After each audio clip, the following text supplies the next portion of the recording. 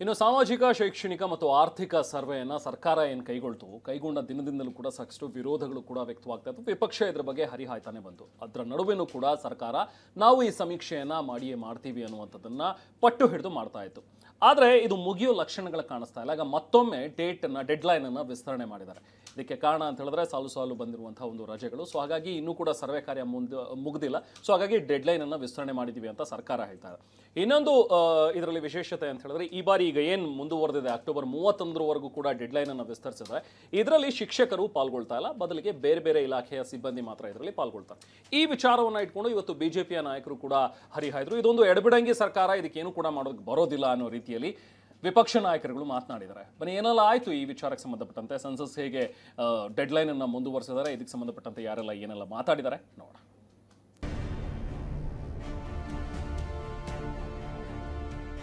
31ನೇ ತಾರೀಕುವರೆಗೂ ಎಕ್ಸ್ಟೆಂಡ್ ಮಾಡಿದ್ದೀವಿ. ಈಗ 15 ದಿನ ಆಯಿತು.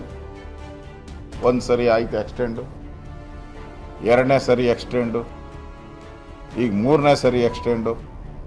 ಜ್ಞಾನ ಇರಬೇಕಲ್ಲ. ಅವ್ರು ಬೃಹಸ್ಪತಿನ, ನೀವೇನು ಬೃಹಸ್ಪತಿಗಳಾ? ಸಾಮಾಜಿಕ ಶೈಕ್ಷಣಿಕ ಮತ್ತು ಆರ್ಥಿಕ ಸಮೀಕ್ಷೆ ರಾಜ್ಯ ರಾಜಕಾರಣದಲ್ಲಿ ಸಂಘರ್ಷವನ್ನೇ ಸೃಷ್ಟಿಸಿದ ವಿಚಾರ. ಸೆಪ್ಟೆಂಬರ್ 22ರಂದು ಶುರುವಾದ ಈ ಸಮೀಕ್ಷೆ ಮತ್ತೆ ವಿಸ್ತರಣೆಯಾಗಿದೆ. ಅಕ್ಟೋಬರ್ 31ರವರೆಗೆ ಸಮೀಕ್ಷೆ ನಡೆಸೋದಕ್ಕೆ ರಾಜ್ಯ ಸರ್ಕಾರ ನಿರ್ಧರಿಸಿದೆ. ಆದರೆ ಈ ವಿಸ್ತರಣೆಯ ಭಾಗದಿಂದ ಶಿಕ್ಷಕರು ದೂರ ಉಳಿಯಲಿದ್ದಾರೆ.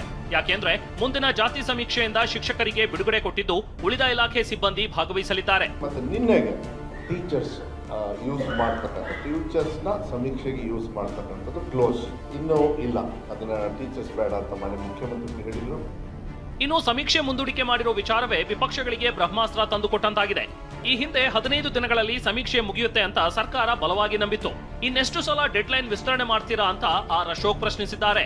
ಬೆಂಗಳೂರು ಸೌತ್, ಬೀದರು, ಧಾರವಾಡ ಈ ಭಾಗ ಬಿಟ್ಟು 90% ಅಲ್ಲಿ 90% ಇದೆ. ಮಿಕ್ಕಿದೆಲ್ಲ ಕೂಡ ಸ್ವಲ್ಪ ಚೆನ್ನಾಗಾಗಿದೆ.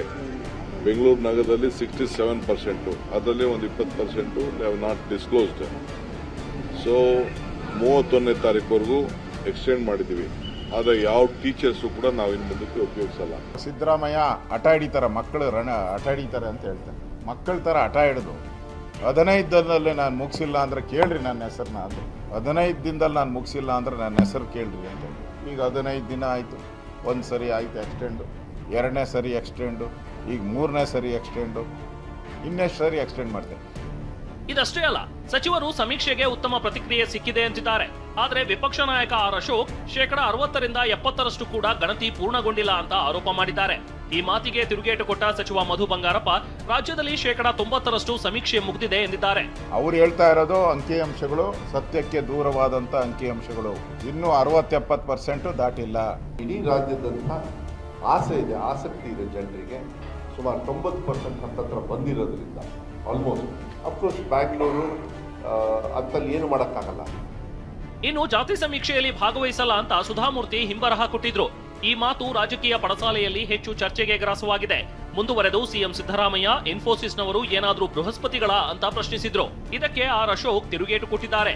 ಅವ್ರಿಗೆ ಅರ್ಥ ಆಗದಿದ್ರು ನಾವೇನು ಮಾಡೋಕ್ಕಾಗಲ್ಲ. ಇನ್ಫೋಸಿಸ್ ಅವ್ರಿಗೆ ಅರ್ಥ ಆಗಿಲ್ಲ. ಇನ್ಫೋಸಿಸ್ ಅಂತಂದ್ರೆ ಅವ್ರು ಬೃಹಸ್ಪತಿನ, ನೀವೇನು ಬೃಹಸ್ಪತಿಗಳಾ? ನೀವೇನು ದೇವಲೋಕದಿಂದ ಮಂತ್ರಿ ಆದ ತಕ್ಷಣ ದೇವಲೋಕದಿಂದ ಎಳೆದು ಬಂದ್ಬಿಟ್ಟಿದ್ದೀರಾ? ನೀವು ಆಕಾಶದಿಂದ ಉದುರಿದ್ದೀರಾ? ನೀವೇನ ಇನ್ಫೋಸಿಸ್ ಸುಧಾಮೂರ್ತಿ ಅವರು ಭೂಮಿಯಿಂದ ಬಂದಿದ್ದಾರೆ, ನೀವು ಆಕಾಶದಿಂದ ಉದುರು ಬಂದ್ಬಿಟ್ಟಿದ್ದೀರಾ ನೀವೆಲ್ಲರೂ ಕೂಡ?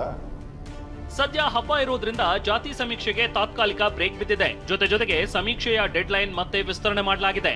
ಇದೇ ವಿಚಾರ ಮುಂದಿಟ್ಟು ವಿಪಕ್ಷ ನಾಯಕರು ಸರ್ಕಾರದ ವಿರುದ್ಧ ಒಂದೊಂದೇ ಬಾಣ ಬಿಡ್ತಿದ್ದಾರೆ. Bureau report, TV9.